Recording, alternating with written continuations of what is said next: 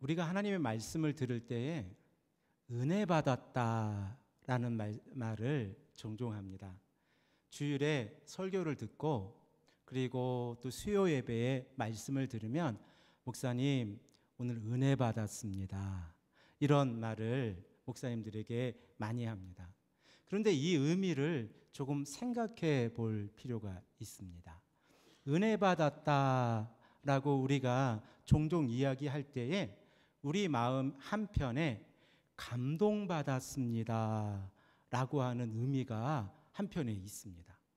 그런데 목사님께서 성경을 이야기하시고 그리고 또 그 성경 안에서 우리가 하나님의 뜻을 깨달았을 때에 우리는 주일 예배를 마치고 또 수요 예배를 마치고 이렇게 표현합니다. 오늘 성경 공부 잘했습니다. 은혜 받았다라는 표현을 안 쓰고 오늘은 참 성경 공부를 잘했습니다. 이렇게 구분하는 경우가 종종 있습니다. 자, 그러면 여기에서 한번 생각을 해볼 필요가 있습니다. 우리가 하나님의 말씀을 듣고 은혜 받았다라고 이야기할 때 그 은혜라고 하는 단어에는 하나님의 그레이스, 하나님의 은혜를 깨달아 알았다라고 하는 의미가 더 깊이 내면에 있습니다. 그런데 이 은혜 받았다라는 단어를 우리가 사용할 때에 종종 우리는 감동받았습니다. 감명받았습니다 라고 그 의미를 오역할 때가 많이 있습니다. 그리고 하나님의 말씀을 듣고 성경을 공부한 것처럼 설교를 들었을 때에 오늘 성경 공부 잘했습니다 라는 단어로 대신하는 경우가 있습니다. 이 말은 목사님에게 또 저에게 들리기에 오늘 설교가 참 딱딱했습니다 이렇게 목회자들에게 들리기도 합니다. 그러나 우리가 강단에서 선포되어지는 것이 하나님의 말씀이기에 우리가 은혜 받았습니다 라는 이 단어를 사용할 때는 오늘 하나님의 말씀을 깨달아 알았습니다 라고 하는 의미에서 사용해야 합니다. 그리고 감동받았습니다 라는 의미를 쓸 때는 우리가 오늘 간증을 들었는데 또 어떠한 이야기를 들었는데 참 제 마음에 감동이 되었습니다 라는 의미로 구분해서 사용할 필요가 있습니다. 자, 그러면 설교는 감동을 주는 자리입니까? 말씀을 깨달아 아는 자리입니까? 정답은 후자입니다. 그러므로 강단에서는 하나님의 말씀이 전파되어지고 그 말씀을 전하는 자와 듣는 자가 하나가 되어서 은혜 받았습니다. 하나님의 은혜를 깨달아 알았습니다 라는 표현으로 우리가 함께 사용하는 것이 참 좋을 것 같습니다. 그래서 오늘 또 제가 딱딱한 설교를 할 건데 이 딱딱한 설교가 여러분들에게 감동이 되지 아니하고 은혜가 되기를 간절히 소망합니다. 아멘. 오늘은 수군수군하는 자요라는 제목을 가지고 로마서 1장 29절의 6번째 시간 그리고 로마서 강의 11번째 시간을 우리가 함께 생각해 보고자 합니다. 우리가 이미 여러 번 살펴본 바와 같이 로마서 1장 21절 말씀을 보면 하나님의 사람들이 하나님을 영화롭게 하지 않고 감사하지도 아니했습니다. 그래서 하나님의 진노가 임하였는데 24절 말씀을 보면 마음의 정욕대로 그리고 26절 말씀을 보면 부끄러운 욕심에 내버려 두셨다라고 말씀하고 있습니다. 하나님께서 이렇게 하나님의 사람들을 마음의 정욕대로 부끄러운 욕심대로 내버려 두신 것은 그 이유가 있습니다. 그 이유는 하나님의 진리를 거짓으로 바꾸었기 때문에 그렇습니다. 또한 그들이 피조물을 창조하신 조물주 하나님보다 더 경배하기 때문에 그렇습니다. 그리고 28절 말씀을 보면 그들이 하나님을 인정하기를 싫어함에 상실한 마음대로 내버려 두셨다라고 라고 성경은 말씀하고 있습니다. 그 상실한 마음대로 내버려 두었다라고 했을 때에 그 특징들이 29절부터 시작이 되어지는데, 우리는 지난 5번의 시간을 통해서 그 특징들을 살펴보았고, 오늘은 수군수군하는 자라는 의미를 가지고 함께 하나님의 말씀을 살펴보고자 합니다. 이 수군수군하는 자라고 하는 이 헬라어는 피슐리스테스라고 하는 단어인데, 수군거리는 사람들, 뒤에서 쏙싹톡닥거리는 사람들, 이런 의미를 가지고 있습니다. 그런데 이 명사에 수군거림이라는 이 단어가 헬라어 성경, 우리가 가지고 있는 신약 성경에서 딱 한 번 사용되어집니다. 그것이 고린도후서 12장 20절 말씀이고, 그리고 수군거리는 자라고 하는 의미로 사용될 때는 로마서 1장 29절에 딱 한 번 사용되는 단어입니다. 즉 이 단어는 사도 바울만 신약 성경에서 2번에 걸쳐서 사용을 하고 있습니다. 고린도후서 12장 20절 말씀을 보면 바울이 3번째로 고린도 교회에 가기를 원한다라고 설명을 하고 있습니다. 그런데 바울이 고린도 교회에 갈 때에 바울이 원하는 것과 그리고 고린도 교회 사람들이 원하는 것에 차이가 있을까 봐 사도 바울은 걱정을 하면서 고린도후서 12장 20절에 이렇게 우리에게 말씀합니다. 내가 갈 때에 너희를 내가 원하는 것과 같이 보지 못하고, 또 내가 너희에게 너희가 원하지 않는 것 같이 보일까 두려워하여, 이렇게 말씀하고 있습니다. 서칫 들으면 이게 무슨 말이지? 말을 가지고 어떻게 표현한 걸까라고 조금 의구심이 들 수 있습니다. 이 표현을 헬라어 표현으로 그대로 제가 살려서 번역을 하면, 내가 두려워하는 것은 내가 여러분에게 갈 때에 여러분이 내 기대에 못 미치거나 내가 여러분의 기대에 못 미칠까 두려워하는 것입니다 라고 이야기를 합니다. 그러면서 바울이 이렇게 이야기하는 겁니다. 그리고 여러분 가운데에 다툼과 시기와 분노와 파당과 중상모략과 수군거림과 교만과 무질서가 있지 않을까 하는 것입니다.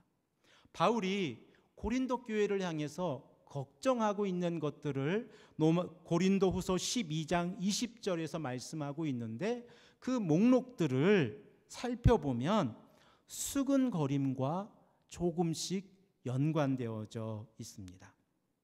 자, 한번 생각해 보십시오. 누군가가 수군거렸다, 누군가가 비밀스럽게 무엇인가를 이야기했다라고 이야기했을 때에 이러한 의미에서 다툼이라는 것을 이야기할 수 있습니다. 분냄이라고 하는 것을 이야기할 수 있습니다. 또한 이러한 의미에서 서로에게 당을 짓는다, 파벌을 한다라고 이야기할 수 있습니다. 또한 비방과 험담이라는 단어도 이 수군거림과 함께 이야기할 수 있습니다. 그리고 시기라는 단어를 사용할 때도 이 수군거림과 함께 이야기할 수 있습니다. 자, 그러면 수군거림이라고 하는 이 명사가 헬라어에서 가지고 있는 의미가 있습니다. 이 수군거림이라고 하는 명사의 헬라어는 피슐리스모스라고 하는 단어인데, 누군가에 관하여 비판적인 정보를 비밀리에 이야기하는 겁니다. 이것이 헬라어가 가지고 있는 수군거림의 정의입니다. 누군가에 관해서 그 사람의 비판적인 정보를 비밀리에 이야기할 때 우리는 수군거린다 이야기합니다. 할 수 있습니다. 그리고 오늘 고린도후서 12장 20절 말씀을 함께 생각해 볼 때에 이 수군거림이 다툼과 시기와 비방과 험담과 당을 짓는 것과 연관되어 있다는 것은 우리가 살아가며 경험하며 알 수 있습니다. 자, 그러면 수군거림이 어디에서 시작되는지 한번 살펴보아야 합니다. 이 수군거림이라고 하는 것은 언어, 혀가 가지고 있는 죄악입니다. 그리고 그 수군거림의 근원을 찾아보면 마음의 죄라고 생각할 수 있습니다. 베드로전서 2장 1절 말씀을 보면 사도 베드로가 2장 1절에 들어가서 이렇게 이야기합니다. 그러므로 모든 악덕과 모든 기만과 외식과 시기와 모든 비방하는 말을 버리고, 이렇게 이야기합니다. 자, 베드로도 베드로전서 1장까지 자신이 가지고 있는 결론에 이르러서 1장을 이야기한 난 다음에 2장 1절, 그러므로 헬라어에서 운이라고 하는 접속사인데 1장의 결론으로서 그러므로 비방의 말을 버려라 라고 이야기를 하고 있습니다. 자, 그러면 우리는 베드로전서 1장 18절부터 시작되어지고 있는 베드로의 생각을 좀 생각해 보아야 됩니다. 왜 베드로는 비방의 말을 버리라고 우리에게 이야기하고 있는지를 생각해 보아야 한다는 겁니다. 베드로전서 1장 18절에서 19절 말씀을 보면 이렇습니다. 우리가 대속함을 받은 것은 은이나 금과 같은 것으로 되어진 것이 아니요, 오직 흠이 없고 점 없는 어린 양 같은 그리스도의 보배로운 피로 된 것입니다 라고 첫 번째 이야기를 합니다. 자, 대속함을 받은 자, 그리고 예수 그리스도의 십자가의 피로 깨끗함을 얻은 자들이 이제 22절 말씀을 보면 너희가 진리를 순종함으로 너의 영혼을 깨끗하게 하여 거짓 없이 형제 사랑하기에 이르렀으니 마음으로 뜨겁게 서로 사랑하라 라고 이야기를 합니다.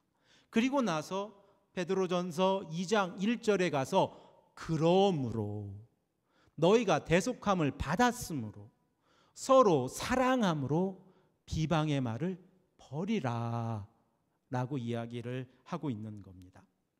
자, 그렇게 생각을 해보면 우리가 우리의 언어의 습관 가운데에서 수근수근 거리는 의미가 있다고 하면 내 안에 사랑이 없다라고 이야기를 할 수 있습니다. 또한 사랑이 없는 행동과 수근수근 거림을 동일하게 이야기할 수 있습니다. 사랑하는 성도 여러분, 세상을 살아가면서 이런 이야기 들어보셨습니까?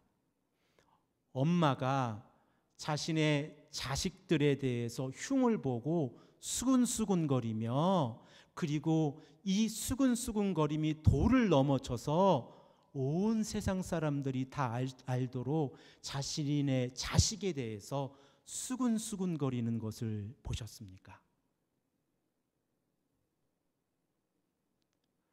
만일 부모가 자신의 자식에 대해서 수근수근거리고 있다고 하면 그 수근수근거림을 듣고 있는 사람들이 이렇게 생각할 겁니다. 정말 부모가 맞을까? 또는 사랑이 있는 걸까? 없는 걸까? 라고 생각을 할 것입니다. 자, 그러면 부모는 자녀에 대해서 기도하지, 부모는 자녀를 생각하고 고민하고 어떻게 양육할지 하나님 앞에 기도하며 간절히 말씀 앞에 순종하기를 원하고 양육하기를 원하지 수근수근거리지 않는다는 겁니다. 부모가, 아내와 남편이 자녀에 대해서 함께 의논하지 자녀의 문제를 가지고 밖에 나아가서 수근수근거리며 흉을 보지 않는다는 겁니다. 그러면 이 수근거리지 않는 이유가 있습니다. 왜 그렇습니까? 왜 부모는 자녀에 대해서 수근수근거리지 않습니까? 왜요? 사랑하기 때문에 그렇습니다. 사랑하기 때문에 자녀에 대해서 비방의 말을 하지 않는 겁니다. 사랑하기 때문에 자녀에 대해서 기도하는 겁니다. 우리 자녀가 이러이러한 잘못을 가지고 있다고 밖에 나가서 수근수근거리며 비밀리에 자녀들의 아픔을 이야기하지 않는다는 겁니다. 왜 그렇습니까? 사랑이 있기 때문에 그렇습니다. 그러면 우리가 우리의 입술 가운데 수근수근거림이 있다고 하면 누군가의 잘못에 대해서 비판적인 시각으로 비밀리에 이야기하고 있다면 우리 안에 사랑이 없음을 생각해 보아야 합니다. 이러한 의미로 생각해 볼 때에 바울이 이 수근수근거림을 상실한 마음과 연관해서 설명하는 것은 상당히 일리가 있습니다. 우리의 마음이 상실되어졌다고 하는 것은 우리 안에 사랑이 없기 때문에 그렇습니다. 그러므로 우리가 우리 주변의 사람들, 그리고 우리가 함께 교회 생활하며 우리 함께 사랑하는 성도들, 그리고 내 이웃, 더 나아가 한 번도 만나보지 못한 사람들에 관해서 이야기할 때는 우리의 입술에, 우리의 혀에 재갈을 먼저 물려야 합니다. 내가 사랑하고 있는지 사랑하고 있지 않는지를 생각해 보아야 합니다. 두 번째로 생각해 보아야 될 것은 이 수근수근거림이 하나님의 거룩을 경험하지 못했을 때에 나타나는 현상이라는 겁니다. 하나님의 거룩을 경험하지 못했을 때에 우리의 입술 가운데에서 다른 사람을 비방하는 이러한 언어들이 사용되어집니다. 이사야서 3장 8절 말씀을 보면 하나님께서 이사야를 통하여 이스라엘 백성들의 죄악된 모습들을 설명하고 계신데 3장 8절에 이렇게 말씀합니다. 예루살렘이 멸망하였고 유다가 엎드러졌음은 그들의 언어와 행위가 여호와를 거역하여 그의 영광의 눈을 범하였음이니라 라고 말씀하고 있습니다. 이사야는 이스라엘의 백성들의 여러 가지 죄들을 설명하면서 구체적으로 그들이 우상숭배했다, 하나님을 예배하면서 상수리 나무 밑에 가서 제사를 드렸다, 이러한 부분을 이야기하지만 이제 3장에 가서는 그들이 언어로 말을 가지고 여호와 하나님을 거역했다라고 말씀을 하고 있습니다. 이 말씀을 조금 더 쉽게 설명을 해보면 이스라엘 백성들이 술에 취한 자가 아무 말이나 하듯이 하나님의 백성이 거침없이 망언을 하고 다녔다. 그러므로 하나님께서 이스라엘 백성들에 대해서 노하고 계시다라고 말씀을 하고 있습니다. 이러한 모습을 이사야서 6장 1절에서 8절에 다시 한번 생각해 볼 수 있습니다. 우리가 잘 알고 있는 바와 같이 이사야서 6장은 소명에 관련된 장입니다. 이사야서 1장에서 5장까지 하나님께서 이스라엘 백성들의 죄악을 대해서 하나하나 언급하시며 또한 포도원의 비유를 통해서 들포도 열매를 언급하시고, 그리고 이제 이 죄악된 이스라엘 백성들을 고치시기 위해서 이사야를 부르시는데 그 부르심이 예배 가운데 있었습니다. 그리고 그 부르심 가운데에서 이사야는 하나님의 거룩을 경험하게 되어집니다. 하나님의 경험하게 되어진 이사야의 입술 가운데 첫 번째 나오는 말이 이사야서 6장 5절 말씀입니다. 이사야는 하나님의 거룩을 경험하고 이렇게 하나님 앞에서 기도합니다. 그때 내가 이사야가 말하되 화로다 나여 망하게 되었도다. 나는 입술이 부정한 사람이요. 나는 입술이 부정한 사람이요. 나는 입술이 부정한 사람이기에 나는 이제 망하게 되었도다 라고 이야기를 합니다. 그리고 나서 이사야는 또 이렇게 덧붙입니다. 나는 입술이 부정한 백성 중에 거주하면서 만군의 여호와신 왕을 배웠음이로다 라고 이야기를 합니다. 달리 말씀을 드리면 이사야가 하나님의 거룩을 경험하고 난 다음에 가장 첫 번째 고백하는 말이 자신의 언어가 가지고 있는 죄악성, 그리고 그 사회가 가지고 있는 언어의 죄악에 대해서 고백하고 있습니다. 그리고 내가 나의 입술이 부정한 자이기 때문에, 그리고 내가 부정한 입술 가운데 행하는 백성들 가운데 살아가고 있기 때문에 나는 망하게 되었도다 라고 말씀하고 있습니다. 하나님의 거룩을 경험한 이사야가 자신의 입술의 부정을 고백하는 것은 우리가 가지고 있는 언어의 습관들이 하나님의 거룩과 얼마나 깊이 연관되어 있는지를 설명합니다. 우리가 하나님 앞에서 거룩을 이야기하고 우리가 하나님 앞에서 거룩에 참여한다고 하는 것은 우리의 입술이 거룩해짐을 의미합니다. 하지만 우리의 입술 가운데 수근거림이 있어서 다툼과 시기와 비방과 당짓는 것이 우리 주변에 있다면 우리는 하나님의 거룩으로부터 멀어져 있는 것입니다. 이러한 의미에서 우리가 가지고 있는 이 입술, 이 혀라고 하는 것은 우리의 마음 속에 무엇을 가지고 있는 것을 보여주는 가장 중요한 거울이 되어집니다. 내 마음 안에 어떠한 생각을 가지고 있는지를 가장 쉽게 볼 수 있는 것은 언어의 습관을 보면 됩니다. 그러므로 우리는 긍정의 이야기를 해야 되고, 그러므로 우리는 다른 사람을 격려하는 이야기를 해야 되고, 그러므로 우리는 하나님의 진리 안에서 사랑을 이야기해야 합니다.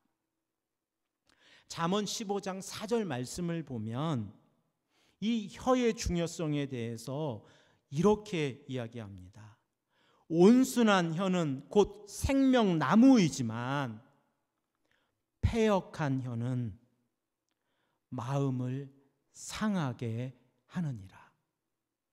우리가 우리의 입술 가운데 온순해지는 혀를 가지고 있다면 그 온순해지는 혀를 가지고 우리는 생명나무를 소유하게 되어집니다. 하지만 패역한 혀는 마음을 상하게 하는 겁니다. 다른 사람의 마음을 상하게 할 뿐만 아니라 우리 자신의 마음 또한 상하게 한다는 것을 기억해야 합니다. 또한 야고보서 1장 26절 말씀을 보면 누구든지 스스로 경건하다 생각하며 자기의 혀를 재갈 물리지 아니하고 자기 마음을 아니하고 자기 마음을 속이면 이 사람의 경건은 헛된 것이라 라고 이야기합니다. 이러한 의미에서 우리가 사용하고 있는 이 언어의 습관, 혀의 중요성은 거룩과 연관되어져 있고 좀 더 나아가 경건과 연관되어져 있습니다. 우리의 마음 안에, 그리고 우리가 하나님 안에 거룩을 경험한다고 하는 것, 거룩한 삶을 살아간다고 하는 것은 우리의 혀를 지키는 것입니다. 그리고 또한 우리가 하나님 앞에서 경건한 삶을 살아간다고 하는 것은 우리의 혀에 죄가를 물리는 행위임을 꼭 기억해야 합니다. 이러한 의미에서 우리의 혀는 우리의 삶을 망하게 할 수 있고 우리의 삶을 하나님 앞에서 깨끗하게 할 수 있는 가장 중요한 도구가 되어집니다. 우리는 이 땅을 살아가면서, 그리고 하루하루 매일매일 살아가면서 수많은 말들을 합니다. 혼자 살아간다고 할지라도 혼자서라도 중얼거리며 무엇인가 말을 하려고 하고, 그리고 가족이 함께 살며 자녀들과 또 사회에서, 그리고 우리의 삶의 일터에서, 그리고 우리의 지인들과 삶을 살아가며 우리는 많은 말들을 합니다. 그런데 우리의 언어의 습관 가운데 수근수근거림이 있다라고 하는 것은 우리 마음 안에 대속하심, 예수 그리스도의 십자가의 보혈로 우리가 깨끗함을 받았다고 하는 마음의 확신이 없다고 하는 것을 증거함을 우리는 성경을 통해서 오늘 깨달았습니다. 또한 우리 마음 안에, 우리의 언어 가운데에서 수근수근거림이 있다고 하는 것은 우리의 삶 가운데 거룩과는 의미가 없다, 좀 멀리 떨어져 있다, 경건한 삶과는 멀리 떨어져 있다라고 깨달아 알았습니다. 이러한 의미에서 바울은 에베소서 4장 15절에 이렇게 이야기합니다. 오직 사랑 안에서 참된 것을 하며 범사에 그에 이르기까지 잘할지라 그는 머리니 곧 그리스도라. 오직 사랑 안에서 모든 행동 가운데에서 참된 것을 하며, 이 참된 것을 행한다고 하는 것은 우리가 행동하고 말하는 모든 것을 포함하고 있는 단어입니다. 그러면 우리는 한 가지 더 생각을 해 보아야 합니다. 우리는 왜 우리의 입술을 정화시켜야 합니까? 우리의 입술을 정화시켜야 하는, 우리가 스스로 하나님 앞에서 수근수근거림이라고 하는 이 단어를 멀리해야 하는 이유를 조금 더 생각해 보아야 합니다. 우리의 마음 가운데 대속함이 없고 거룩이 없고 그리고 경건한 삶이 없을 때에 우리는 수근수근거린다 말씀을 드렸습니다. 그러면 우리는 왜 우리의 입술을 정화시켜서 대속함에 참여해야 되고 거룩에 참여해야 하고 경건에 참여해야 합니까? 이는 우리의 입술이 깨끗해질 때에 하나님께서 우리에게 용서의 손길을 내미시기 때문에 그렇습니다. 우리의 입술 가운데 다른 사람에 대해서 비방하는 말, 수근수근거리는 말이 많을 때에 하나님께서는 우리에게 용서의 손길을 내미시지 않는다는 사실을 기억해야 합니다.